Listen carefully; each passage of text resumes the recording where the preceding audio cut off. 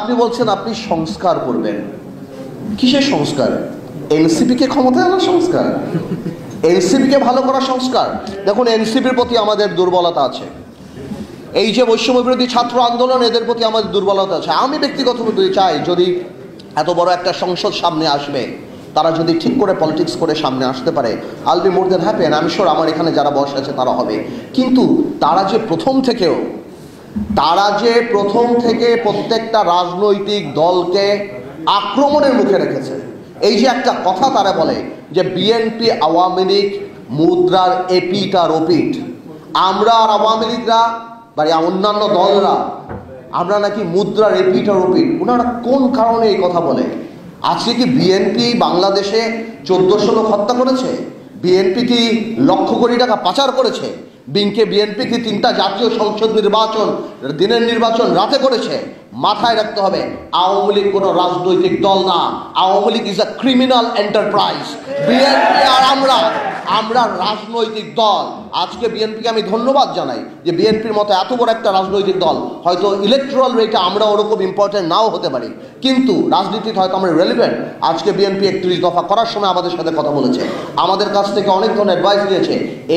এই পদক্ষেপকে আমরা স্বাগত জানাই, কিন্তু কষ্ট লাগে এনসিপি আপনাদের জন্য, কারণ আপনারা এর মধ্যে ইনক্লুডেড, অন্তর্ভুক্তি হতে পারেন নাই।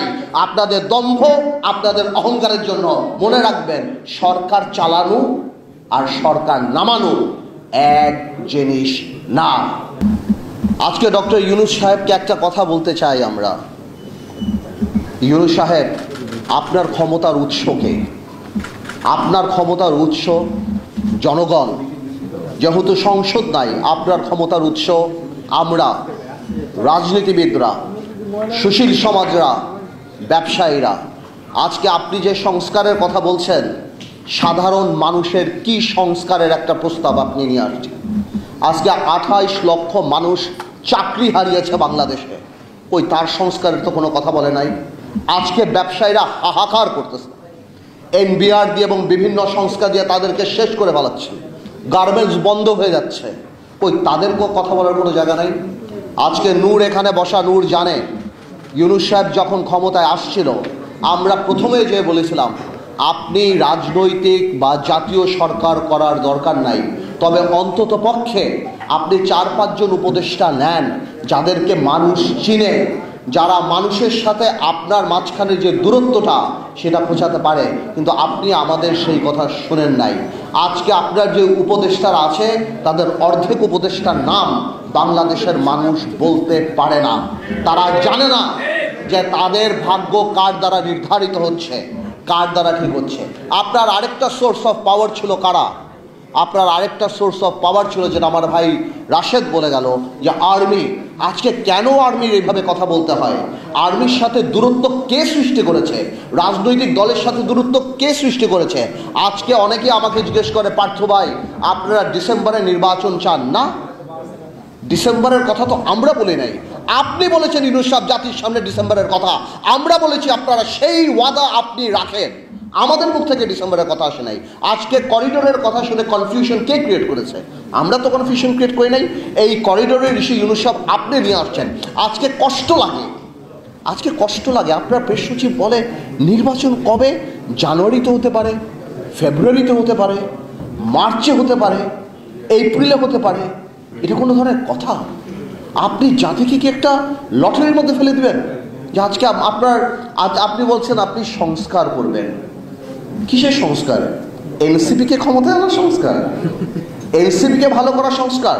দেখুন, এনসিপির প্রতি আমাদের দুর্বলতা আছে। এই যে বৈষম্য বিরোধী ছাত্র আন্দোলন, এদের প্রতি আমাদের দুর্বলতা আছে। আমি ব্যক্তিগতভাবে চাই, যদি এত বড় একটা সংসদ সামনে আসবে, তারা যদি ঠিক করে পলিটিক্স করে সামনে আসতে পারে, I'll be more than happy. And আমি শিওর আমার এখানে যারা বসে আছে তারা হবে। কিন্তু তারা যে প্রথম থেকে প্রত্যেকটা রাজনৈতিক দলকে আক্রমণের মুখে রেখেছে। এই যে একটা কথা তারা বলে যে বিএনপি আওয়ামী লীগ মুদ্রার এপিট আর ওপিট, আমরা আর আওয়ামী লীগরা বা অন্যান্য দলরা আমরা নাকি মুদ্রার এপিট আর ওপিট। ওনারা কোন কারণে এই কথা বলে? আজকে কি বিএনপি বাংলাদেশে 1400 লোক হত্যা করেছে? বিএনপি কি লক্ষ কোটি টাকা পাচার করেছে? বিএনপি কি 3টা জাতীয় সংসদ নির্বাচন দিনের নির্বাচন রাতে করেছে? মাথায় রাখতে হবে, আওয়ামী লীগ কোনো রাজনৈতিক দল না। Awami League is a criminal enterprise. BNP আর আমরা রাজনৈতিক দল। আজকে বিএনপিকে আমি ধন্যবাদ জানাই যে বিএনপির মতো এত বড় একটা রাজনৈতিক দল, হয়তো ইলেকট্রাল রেটে আমরা ওরকম ইম্পর্টেন্ট নাও হতে পারি, কিন্তু রাজনীতিতে হয়তো আমরা রেলিভেন্ট। আজকে বিএনপি 31 দফা করার সময় আমাদের সাথে কথা বলেছে, আমাদের কাছ থেকে অনেক ধরনের অ্যাডভাইস নিয়েছে। এই পদক্ষেপকে আমরা স্বাগত জানাই, কিন্তু কষ্ট লাগে এনসিপি আপনাদের জন্য, কারণ আপনারা এর মধ্যে ইনক্লুডেড অন্তর্ভুক্তি হতে পারেন নাই। আপনাদের দম্ভ, আপনাদের অহংকারের জন্য। মনে রাখবেন, সরকার চালানো আর সরকার নামানো এক জিনিস না।